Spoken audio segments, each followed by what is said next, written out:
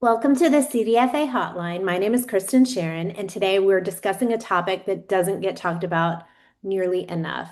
Why do so many people walk away from their divorce feeling disappointed, even when they got what they thought that they wanted? One of the most surprising things I see in my work is that disappointment isn't always tied to how much money someone receives or whether they won in court. In many cases, people leave the divorce process feeling frustrated because their expectations didn't match reality, because they made emotional decisions that they later regret, or because they didn't fully understand the long-term consequences of the choices that they made during settlement negotiations. To help us explore this topic, I'm joined by Jay Mota. He is the founder of Divorce Logic LLC. Jay is a master analyst of financial forensics, a certified divorce financial analyst, a certified financial planner, a certified quadro specialist, and a financial expert who has spent years helping individuals, attorneys, CDFAs, and families navigate the financial complexities of divorce. So today we're going to talk about the most common reasons people become disappointed with their divorce outcomes, the mistakes that lead to regret, and what individuals can do before signing settlement agreements to improve their chances of long-term financial success. For those of you who are new to the show, the CDFA Hotline gives the public an opportunity to hear from professionals in the divorce and financial industry and learn more about the divorce process.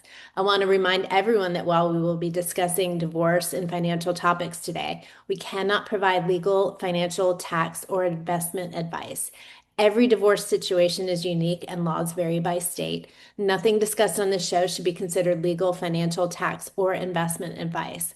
Our goal is educational, not advisory, and we hope to provide you with information that helps you ask better questions and identify resources that may be helpful as you navigate the divorce process, because your divorce is unique. And so you need to seek the assistance of professionals that can help you with your specific set of facts.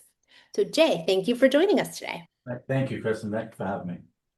All right, so you've got a pretty unique combination of credentials: financial forensics, financial planning, divorce analysis, quadro expertise. When someone comes to you in the middle of a divorce, what's the first thing you're trying to understand about them and their situation? Bottom line, their why. I think mismanaged expectations leads to disappointment all the time. So understanding what their true expectations are. An example I'll give is, I want to stay in the house. Why? Why do you want to stay in the house? And get into the root cause of things and why people feel the way they feel, and working that pragmatically so that we can try to set the expectation of whether or not it's achievable, number one, and if it's reasonable, number two. When people tell you that they're disappointed in their divorce outcomes, are they usually talking about money? Is the disappointment really always about money? I think the disappointment in divorce, I think first and foremost, for me anyway, when I'm working with clients, it's always determining the best route to a divorce. We know that there are multiple methods. You have the mediation method, collaborative, and they have litigation. The easiest would be the uncontested, but we don't work too much in those divorces. So I hear a lot of disappointment because either A, they chose the wrong method, and there are reasons for each method. The other thing is, I think that you hire an attorney, for an example. There are a lot of great attorneys, but you hire an attorney, and maybe this attorney is not the right attorney for you. So if you hire a review attorney and you really need a litigating attorney, you may not get the results you need. If you're looking for someone who's going to negotiate more in more of a passive way, and you hire a litigating attorney, you're not going to be happy with the outcome. So I think it's finding the right people within your team of experts. And that also leads to, I always say, when you have one finger pointed at away from you, you have three pointed back at you. And I find a little accountability. I'm not happy with my settlement. What did you do to understand your settlement before you signed the documents? I was told this. You didn't do anything on your own. So I think clients take an accountability for the people they work with is huge, and finding the right people to work with based on the needs, and also understanding the different methods and finding the right people within the methods of divorce to work with, I think helps minimize it. But I think those are the big mistakes that people make. Yeah, it seems like a lot of disappointment actually comes from not understanding what was happening while it was happening. Correct. Yeah. Yeah.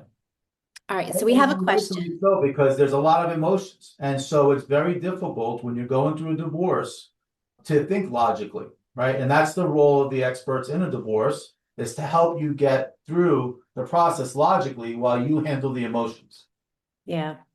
Okay, we've got a question. So Sharon from Ohio asks, my husband handled all of our finances for most of our marriage. I know we own a home and have retirement accounts, but honestly, I couldn't tell you much beyond that. Is that unusual? Not at all. Not at all. Not at all usual. It happens often, but yes, not unusual. One thing I see all the time is people know what they earn, but they don't know what it costs to live. Can you talk a little bit about that and how that may lead to disappointing outcomes in divorce? Years and years of doing. I love the cash flow analysis. My math teacher heard me today, they would fall over because they wouldn't believe how much I love numbers. But cash flow analysis is such a critical tool with planning for finances. And whether you're going through divorce or not, it's still a very important tool. In years doing it, I've always found that people will underestimate what they spend because they forget the little things. And so oftentimes they'll get annoyed when I say, I need all of this information. Give me your bank statements for the past 2 to 3 years so I can really see what you're spending. It really is eye-opening when they realize they spend more than they think. Or we'll do a cash flow analysis based upon what they think. And I'll say, this is great. You have X amount of dollars left over each year to save. And they're like, there's no way I have that much money. Let's go back to the expenses. So when planning for a divorce, going through all of your anticipated expenses, and there are a lot of things that people don't think about, such as gym memberships that they now have to split up and pay more for, cell phone plans that are going to cost more because they're individualized, auto insurance, health insurance, taxes that are changing, all of these things that are changing that are you're accustomed to paying X amount of dollars for a cell phone, but that was when you were on a family plan. But now going to an individual plan, you're going to pay more. So your expenses are going to go up. And then, as I mentioned, the taxes, insurance, and then the variable cost when you're dealing with inflation, like gas, it cost me $120 to put gas in my car. How do you plan for that? So I think understanding your expenses and accurate expenses and doing a cash flow will help minimize that surprise or shock or disappointment post-divorce because you'll have planned for it. It's also going to help you determine what you need from your divorce in a settlement to help facilitate the goals. The last thing I'll say is that I often tell clients, when it comes to planning, you either modify the goal or what you do to achieve the goal. And when it comes to divorce, we look at what the ideal life after divorce is, and we look at your ability to achieve it. And we have to determine if the scale is even or not, but you may have to modify your expectations to what you really can do, or somehow improve your means to achieve it. But very few times in my career, almost 30 years, I've ever found someone come in and say, this is my goal and this is what I have, and it's right in line. So I think that's a huge disappointment for folks because they don't truly understand A, the impacts of divorce, and B, how their finances are going to change post-divorce. Yeah, I think you nailed it when you said that there's so many expenses that people don't anticipate, and that's where somebody that works in the divorce industry on a regular basis, we see these things all the time. I just moved, and the amount of expenses that are involved in moving are infinite. And you wouldn't know these things if you didn't deal with them on a regular basis, and you wouldn't be budgeting for them, and therefore, like you said, eliminating the surprise and the disappointment that comes with that financial reality. Sure. Yep. Okay, let's talk about the people who are exhausted. We've all had clients who say, I don't care, I'll sign anything, I just want this over. It's temporary, right? Will yourself 5 years from now look back and feel the same way? The pain is real. Everything you experience is real, but it's temporary. And I've ran marathons, and I relate this to running marathons. So if you run a marathon, it's 26 miles. It's a long way to run. There's the proverbial wall that you hit at 20 miles. But when I ran my first marathon, my mantra was 1 foot in front of the other, and I'll hit the finish line. And that's what I told myself for the last 5 miles of the marathon, was just put 1 foot in front of the other. That same mentality I try to instill in my clients. Don't give up. Be strong, continue, and you'll thank yourself later on, because right now you want to get through the process because you're mentally and emotionally fatigued. And by the way, that's a strategy in many divorces when one spouse will purposely try to mentally and emotionally fatigue the other spouse to get them to quit and give up so they can get what they want. And that's a very common strategy, especially when you have some spouses who have narcissistic tendencies and behaviors. That's their goal, that's their intent. So for clients that are feeling fatigued and emotionally wiped out, that's a strategy. But staying strong, you will thank yourself in the future, and trust in the process. And again, I come back to finding the right people on your team, because if you have good people on your team, you can trust more on the process and just get through the process. But later on in life, when you look back, you won't have those regrets, because you can't divorce twice. You have one chance to do it. Just put one foot in front of the other. Eventually we'll hit the finish line, but you'll thank yourself at the end of the day and years down the line when you know you took the time to actually get it done right. Yeah, you're right, because we've all seen people make permanent financial decisions simply because they're tired. And so that's where having the right people on your team to talk you out of that can be invaluable. Or they can do the thinking for you at a time when you just don't have the bandwidth to do it. But there's another side too, right? We've got some people become completely paralyzed. They won't make a decision, they won't move forward, they won't settle. So you've kind of got the turtle in the hare. So talk a little bit about that. That's the ugly side of divorce. And so there's always the ultimatum. I think it's important because I've been in the same courthouse in front of two different judges and gotten two different results. And you never know what's going to happen, but usually when you're going through a legal divorce or like a litigated divorce, you kind of have an idea of what's going to happen in court. And so you speak to the attorney as a financial professional. I speak with the attorney, and with the attorney, we kind of determine, hey, if this goes to court, what are we most likely going to see? And then we have that conversation with the client. If you don't do this, is most likely going to happen. And then if it's a financial issue, then we can illustrate the catastrophic effects. So it's sometimes nudging. And I think that's what's critical and what people pay me for anyway. Yeah, I can put numbers on paper and I can come up with it, but it's the support, it's the push, the drive to get people to make decisions and realize that if they don't make decisions, that's just as bad as making a bad decision, because at the end of the day, they're both going to be bad for you. But when you're going through a divorce, at some point in time, you either make the decision or someone's going to make the decision for you. And you're not going to make the decision someone makes for you. It's going to be worse than you negotiating. So I think, again, it's critical to have the support you need and get the right support from the right people in your divorce to keep you moving forward. But ultimately, when people just put their feet in the sand and they don't want to move, you kind of have to work with the other people involved in the divorce, the attorney, the financial, maybe there's a mental health specialist involved, to try to collaborate and determine the effects of inaction. So, and then communicate that. But I've never had a client just completely stop. But I've seen on opposing sides, when they have stopped, it never bodes well. Yeah, and it is one of those situations where time does cost money. It's hard to find a balance between moving too fast and not moving fast at all. And because it is so difficult and so challenging for the people that are going through it at the time. You just said something, and it brings me back to the first question, which is about disappointment, right? So most people say my divorce was expensive. And that's a big disappointment. I spent 100,000, 150,000 on my divorce. That also is a result of not utilizing the professionals the right way. That's also a result of dragging your feet. That's also a result of not taking responsibility for what needs to be done. And more importantly, it's a big part of hiring the wrong people to do different jobs.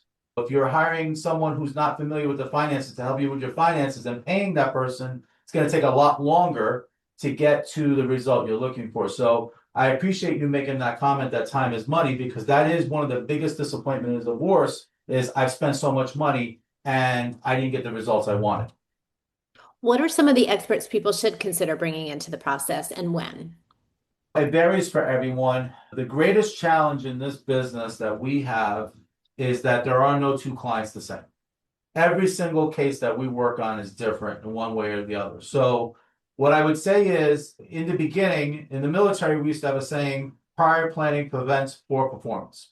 And so it depends on where you are in the position. If you're the one that's thinking about a divorce and you're the one that's going to be asking for a divorce, then you may want to plan the timing for that. and understand what that actually entails and when you want to bring it up. If you're the person that it was brought to and you weren't expecting it, I think you need to act right away. The biggest thing for me, the challenge that I have is when I get a call, I'm going to court next week and I need XYZ done. Can you do it?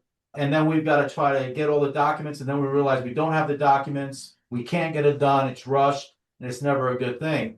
So I would say that early on, first of all, whether you're planning for divorce or you're being faced with a divorce because someone's brought it to you, immediately you have to determine what is the best method for this to happen. Who's involved? Are children involved? What type of assets are involved? Is there a business involved? Did you handle the money? Do you not know anything about the assets? All of these things need to be determined. It's like taking an inventory. Okay, these are all of the things involved in my marriage and in my divorce. We have multiple homes, we have a business, we have investments, we have children, we have international assets. So you have to start pairing up, okay, who can do this and who can do that and who can do that? And then are we getting along or are we at each other's throats?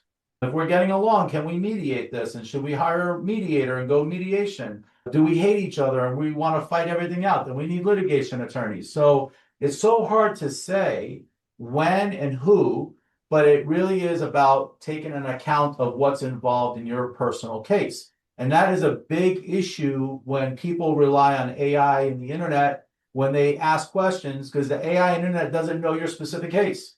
But start somewhere. Nowhere, doing nothing is the worst thing, but start somewhere. Make a phone call and start speaking to people. Do your research online on who to speak to for what, and then start dialing the phone and sending out emails and asking questions. But so there's not a specific answer of when. Earlier is always better. Prior planning prevents poor performance. So the sooner you start, the more equipped you'll be, and the people you're working with will have the opportunity to prepare to represent you. But yeah, don't wait till the last minute. One thing I appreciate about your work is how focused you are on education and clients taking accountability for their own. And I think that you've just pointed out that is one very important way that you can control the cost of your divorce. If someone came to you tomorrow and said, Jay, I don't know what I own, I don't know what I need, and I'm overwhelmed, where would you tell them to start? Tell them to take a deep breath, relax, let them know that it'll be figured out because there's a process in place for a reason. And then I get to know the dynamics of why they don't know. And then approach that situation from that perspective. I never took care of anything. You know where you live, right? Yes. You know what kind of car you drive, right? Yes. Okay, open your wallet. What credit cards do you have in your wallet? Where's your debit card from? Where's your checking account from? So it's helping them, walking them through. And then as you do this, they realize, oh yeah, I do know this. Of course. Yeah, I have a 401k at work and this is how much I make, or these are the banks that we bank at. And so whatever little information you have, remember, it's a divorce is two parties. So whether you have our client has the information or not, we can get enough information to get the ball rolling and then get the information from the other side. And that's the discovery process. And once you start getting discovery in, then you can just start looking for more. And sometimes it's a gift that keeps on giving, and sometimes there's not much left. But it's the process. It's understanding the process and how things get done. But a lot has to do with the dynamics. And I go back to, tell me about your relationship. What's going on? How do you guys get along? What's your envision for your divorce? And how do you see this going down? And that tells you a lot that you can help clients with the next steps. But I think that, again, it's very difficult to say for one and all because everybody's unique. But it's that one foot in front of the other again. It's the little baby steps and just getting started that eventually you'll see you have a lot of information. But it's never quick. Most people are like, well, it's June 8th. I want to be divorced by December. Probably not going to happen. Probably not going to happen. So let's set the expectation first. Let's think about where you're getting divorced, how backed up the courts are, and reasonably how long this is going to take to get through the process. And I think that also helps too. Yeah, it's about setting the expectation and just holding their hand if necessary. But if they don't know anything, believe it or not, they're just overwhelmed. They probably know a lot more than they realize they know. And it's asking the right questions. It's the questions. think that's very, very true. Okay, final question. After all the divorces that you worked on, what's the difference between people who look back 5 years later and say, that was difficult, but I made good decisions, versus the people who say, I wish somebody had told me that before I signed? The latter is what I hear all the time when I tell people what I do. I wish I knew somebody like you through my divorce. That's like the number one response. Bottom line is, it's that accountability and finding the right people to work with you to do your divorce. And divorce, I tell folks, divorce is one of two things. You have family dynamics that are changing. So if you have children involved, you have parenting and family dynamics and financial. Those are the two things involved in divorce. And if you have no children or the children are out of the house, you're still stuck with the finances. So no matter what, finances are always going to be involved in a divorce. And if you're not working with a financial professional who understands how divorce impacts the finances, or how the divorce is going to impact your future finances, that's the significant difference between a good or reasonable divorce and being okay because your expectations have been set and you have a plan, as opposed to having false expectations or being misguided and then later on finding out what reality is. Yeah. And I think that really is the answer to why people become disappointed in their divorce outcomes. 100%. Thank you, Jay, for being here with us today. We really appreciate having you. For those who want to reach out to Jay, you can find him at divorcelogicllc.com. We will put his contact information in the link below. Thank you so much for being here with us today. Thank you so much, Kristen. Bye-bye.